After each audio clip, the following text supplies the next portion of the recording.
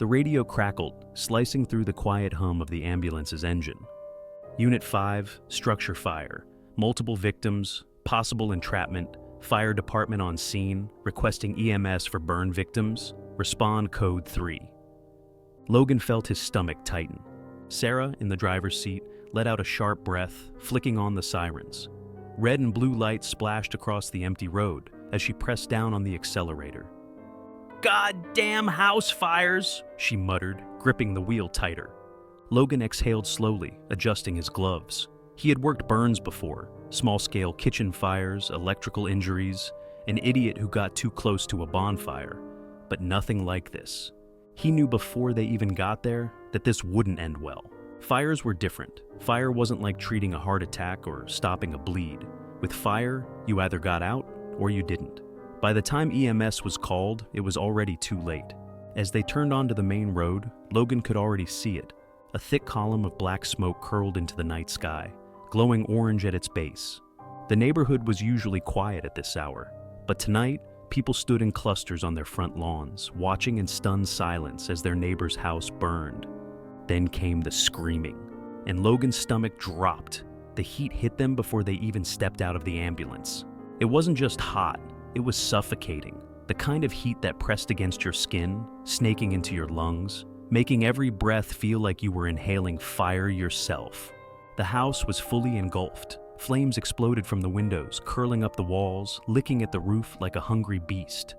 It was already too far gone. No one was making it out of there alive. Firefighters were moving fast, shouting over their radios, spraying arcs of water into the inferno. But Logan had seen enough house fires to know this was over, and then came the scream. Logan turned just in time to see a figure stumbling onto the pavement. A man, barely recognizable beneath raw, blackened skin, fell to his knees in the middle of the street. His clothes had melted into his flesh. His hands, burned beyond recognition, reached toward the house. And he was screaming, "My wife! My kids! Tell me they got out!" Logan and Sarah rushed toward him. The fire chief glanced at them, then looked away. No one said a word, and Logan knew. This man's family was still inside, and there was nothing left to save. Sarah crouched beside the man, her voice calm but firm. "Sir, we need to get you to the hospital. You have severe burns." The man shook his head violently. No, I went back for them. I had them. They were right behind me." His voice cracked, turning into something between a sob and a gasp. Logan clenched his jaw. He had seen it before, survivors who refused to believe they were the only ones who made it out. The mind couldn't process grief that fast. It clung to hope like a life raft, even when the truth was already written in flames behind them. "Where are they?"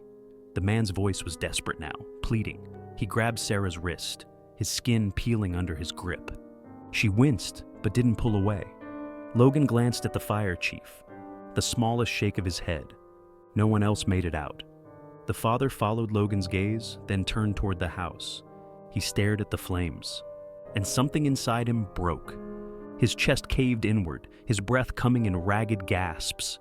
His burned hands clawed at his own skin, as if trying to tear himself apart. "I went back," he sobbed. "I went back." The house groaned. The roof caved in with a deafening crash. Sparks shot into the air like dying stars, and the father collapsed onto the pavement. Sarah grabbed Logan's arm. "He's going into shock." They had to move, but he wasn't fighting anymore. It was like he wanted to disappear. Logan barely caught the father as he slumped forward, his charred body suddenly limp. Sarah was already moving, tearing open an IV kit. "We need to get fluids in him now." She froze. His skin was too burned. His veins were gone. "Shit," she muttered under her breath, searching for anywhere she could insert the needle. Logan's heart pounded. He had seen bad burns before, but this was catastrophic. The man's breathing was slowing. His body couldn't keep up. Logan moved fast, yanking out an airway kit. If they couldn't stabilize his fluids, they at least had to make sure he could breathe. But as he tried to insert the tube, he hesitated. His throat was destroyed. The heat, the smoke, his airway was swelling shut. Sarah's eyes met his. They weren't just losing him. They couldn't stop it. She grabbed the radio. "Dispatch, we have a critical burn victim. Full thickness burns over most of the body. Smoke inhalation, airway compromised. We're transporting now. The fire chief nodded at them grimly. Go.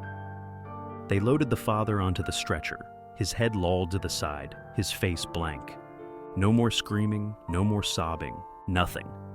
As they lifted him into the ambulance, Logan's gut twisted. They had saved him. But he didn't want to be saved. The ambulance doors slammed shut, sealing them inside with the smell of burnt flesh and smoke. Sarah floored the gas, sirens wailing as they tore down the street toward the hospital. Logan worked fast, adjusting the oxygen mask, monitoring the father's vitals. His pulse was weak, erratic. His blood pressure was crashing. Come on, Logan muttered. The father didn't react, didn't fight, didn't even flinch. His eyes were open, fixed on the ceiling of the ambulance, staring at nothing. Logan tapped his shoulder. Sir, can you hear me? A long beat of silence, then a whisper. Save me. For what? Logan froze. The words were barely audible, fragile, hollow. For the first time in his career, he had no answer. The sirens screamed around them, the city flashing past the windows. But inside the ambulance, it was quiet. Too quiet. And Logan knew they could save his body. But his soul had already died. The ambulance skidded to a stop outside the ER. Before Logan could even unbuckle, the doors flew open, hospital staff waiting with a gurney. They worked fast, nurses swarming in, a doctor shouting vitals, hands moving with controlled urgency. Logan and Sarah stepped back, watching as the father was wheeled inside. His eyes never moved. He wasn't fighting, he wasn't crying, he was just gone. The ER doors slammed shut, and then silence. Sarah let out a breath and sank onto the curb outside, staring at her shaking hands. They were still covered in his blood. Logan didn't sit, didn't move, didn't blink. His eyes locked on the fire truck across the parking lot, its engine still idling. The house was gone, the flames were out. But he could still see them, still hear the father's voice. Save me for what? Sarah finally spoke, her voice barely above a whisper. Some calls just don't leave you. Logan swallowed.